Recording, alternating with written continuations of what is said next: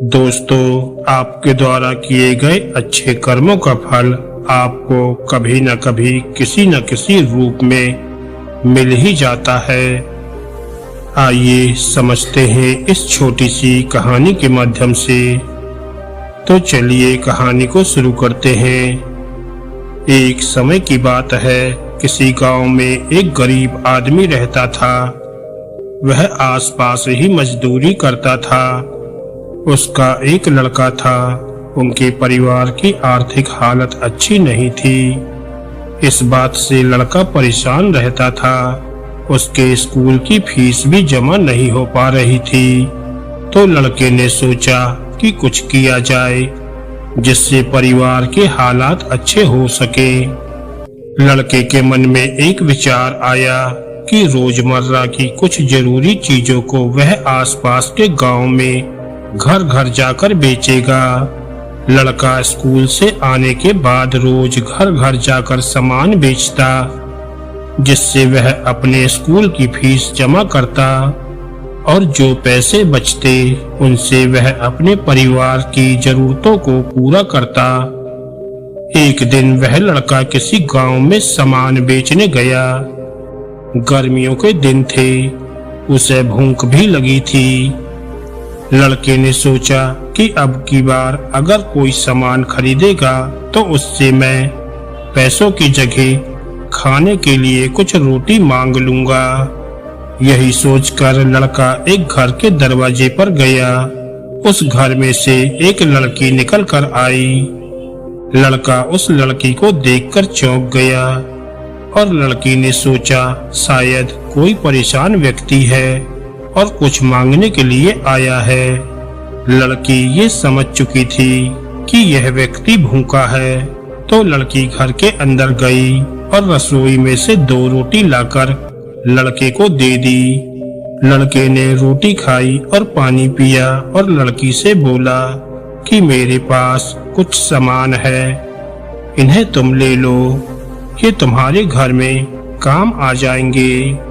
लड़की ने मना कर दिया और कहा कि इन्हें तुम किसी और जरूरतमंदों को बेच देना। लड़के को उस लड़की की बात बहुत अच्छी लगी और वह लड़की को धन्यवाद बोलकर आगे चला गया। समय बीतता गया। लड़का पढ़ने में काफी होशियार था। लड़के ने डॉक्टरी की पढ़ाई की और वह डॉक्टर बन गया। वह एक अस्पताल में मरीजों का इलाज करता था। एक दिन एक लड़की की दुर्घटना का केस आया। लड़की को इमरजेंसी में भर्ती कराया गया। उसके इलाज के लिए उसी लड़के को भेजा गया। लड़के ने लड़की को देखा।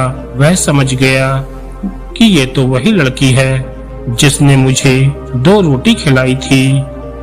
लड़की की हालत काफी नाजुक थी। लड़के ने तुरंत शहर के बड़े डॉक्टरों को बुलाया और कहा कि जितना भी पैसा लगेगा मैं दूंगा, बस ये लड़की ठीक होनी चाहिए। लड़की का इलाज हुआ और वह ठीक हो गई। उधर वह लड़की ये सोच रही थी कि मैं ठीक तो हो गई हूँ, लेकिन अस्पताल का खर्चा कहाँ से दूंगी। अब लड़की का अस्पताल से डिस्चार्ज का समय आ गया और उसे एक दवाई व परहेज के लिए एक पर्ची दे दी गई थी, जिसमें दवाई का टाइम टेबल लिखा हुआ था।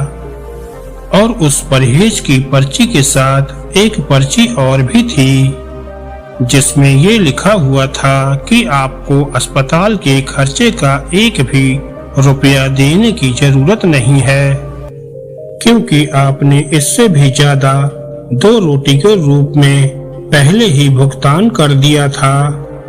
लड़की को भी वह बात याद आ गई कि मेरे इलाज के पैसे जरूर उस लड़के ने भर दिए हैं, जिसे मैंने कई महीनों पहले कभी खाना खिलाया था।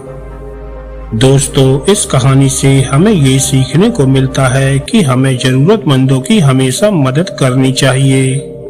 हमारे द्वारा किया गया पुण्य का अच्छा फल हमें किसी न किसी रूप में जरूर मिलता है। अगर आपको ये कहानी अच्छी लगी हो तो वीडियो को लाइक करें और ऐसी ही ज्ञानवर्धक और मोटिवेशनल कहानियाँ सुनने के लिए हमारे चैनल को सब्सक्राइब करना ना भूलें। धन्यवाद दोस्तों।